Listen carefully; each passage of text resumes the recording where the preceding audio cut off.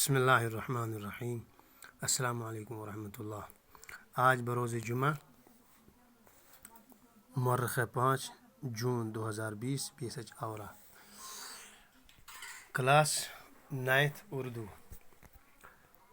ہم آج طلبہ فراق گورکھپوری کی تیسری غزل پڑھنے جا رہے ہیں۔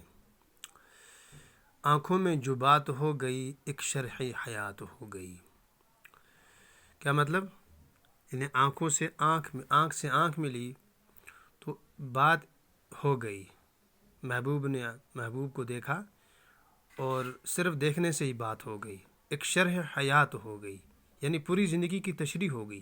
حالانکہ صرف آنکھ سے آنکھ ملی، لیکن اس نے کیا کہا، اس نے کیا سمجھا، کسی تیسرے نے نہیں سمجھا، لیکن انہوں نے اپنی مقصد کو سمجھ لیا۔ ساری زندگی کی بلکہ تشریح ہو گئی۔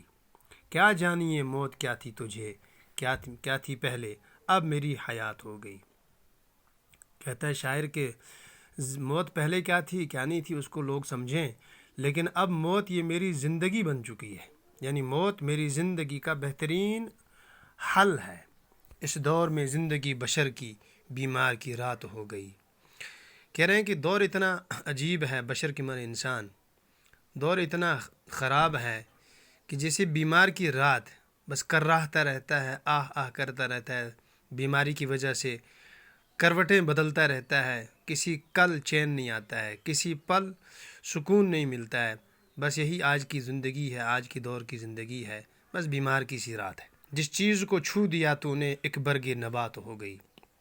کہتا ہے محبوب سے کہ تیرا ہاتھ اور اتنا مسیحا ہے، یعنی تیرے ہاتھ میں اتنی شفا ہے کہ تو جس چیز کو چھو دیتا ہے وہ برگ نبات بن جاتی ہے۔ برگ نبات کہتے ہیں ایسا پودا جو شیریں ہو اور جو اچھا ہو، پھر اسے بس برگ نبات اب اچھی کو کہتے ہیں، یعنی جس چیز کو تو نے چھو دیا اس کو زندگی مل گئی، اس کی زندگی خوشگوار ہو گئی۔ ایک صفت فراق اس کی دیکھا ہے تو ذات ہو گئی۔ ایک صفت فراق اس کی، کیا مطلب؟ یعنی کہ محبوب کی اور دوست کی صرف ایک صفت ایسی اچھی ہے، دیکھا تو وہ ذات ہو گئی، یعنی کہ جس کی وجہ سے اس کی ساری ذات اور اس کی ساری شخصیت نکھر جاتی ہے، اور وہی اس کی گویا کہ اس کی زندگی کا نمایاں پہلو ہے۔ دیکھیے ہم نے تینوں غزلیں پڑھ لیں، آپ توضیحات کو جلدی دیکھ لیجئے گا۔ غزل نمبر 1 کی مطلب میں رکی سی شب مرگ سے مراد ہے دم توڑتا ہوا سامراجی نظام۔ چونکہ یہ فراق گورکھپوری نے یہ نظم تب کہی ہے جب ہندوستان کے اندر، اس بر صغیر کے اندر برطانوی سامراج اور برٹش راج کا دور تھا۔ اس نے کہا کہ اب آہستہ آہستہ یہ رات کون سی ظلم کی اور یہ غلامی کی یہ مر جائے گی، اور سامراجی نظام دم توڑ جائے گا اور آزادی مل جائے گی ملک کو۔ شعر نمبر 2، راہ محبت یا محبوب کی راہ گزر کی دشوار گزاریوں کا ذکر ہماری شاعری میں عام ہے۔ ہم نے کہا تھا آپ کو محبوب کی راہ گزر دشوار گزار، یعنی کہ محبوب کی جو راہ گزر ہوتی ہے، اس کی جو رستہ ہوتا ہے وہ بڑی مشکل ہوتی ہے، چونکہ ہر طرف سے لوگوں کے الزامات کے خطرے ہوتے ہیں۔ فانی فرماتے ہیں کہ اس راہ میں تمنائیں بھی ساتھ چھوڑ دیتی ہیں، یعنی اتنی مشکل ہے یہ رستے، محبت کے رستے، کہ اس میں تمنائیں بھی ساتھ چھوڑ دیتی ہیں۔ ایک طرف سے گھر والوں کی مصیبتیں، ایک طرف سے سماجی دباؤ، اور ایک منزل عشق پہ تنہا پہنچے کوئی تمنا ساتھ نہ تھی۔ جب ہم منزل عشق کے پہنچے تو تنہا ہم تھے، تمنائیں ختم ہو چکی تھی، رستے میں دم توڑ گئی تھی۔ شاید عظیم آبادی کے مطابق منزل عشق پہ 2 ایک ہی پہنچ جاتے ہیں، کہا کہ لاکھوں ہی مسافر چلتے ہیں منزل پہ پہنچتے ہیں 2 ایک، اتنی مشکل ہے یہ منزل عشق۔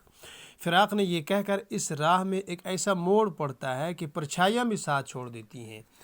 اس گھسے پٹے مضمون میں ایک نئے پن کا احساس کر دیا ہے، یعنی کتنا خوبصورت، حالانکہ مضمون اتنا ہر ایک نے اس کو بیان کیا، لیکن اتنے خوبصورت انداز سے اس نے بیان کیا کہ نیا پن آ گیا اس کے اندر۔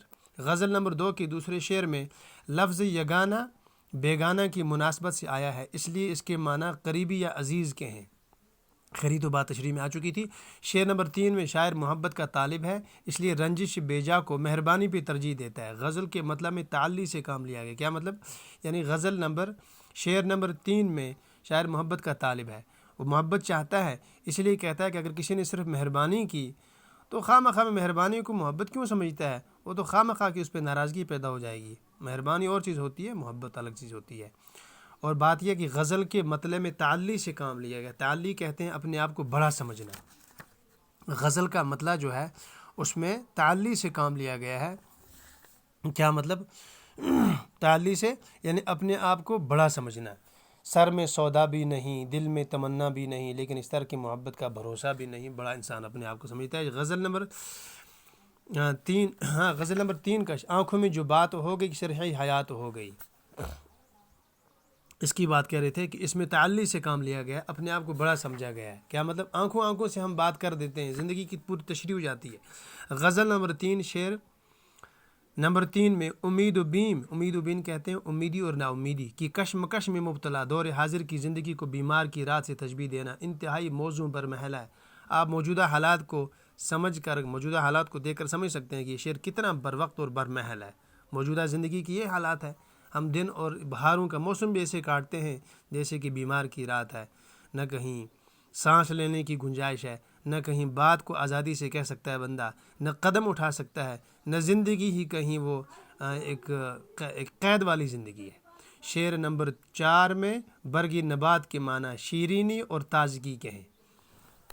خیر یہ بات ہو گئی. سوالات. غزل نمبر 1 کے دوسرے شعر میں مسافروں سے کہو سے کیا مراد ہے؟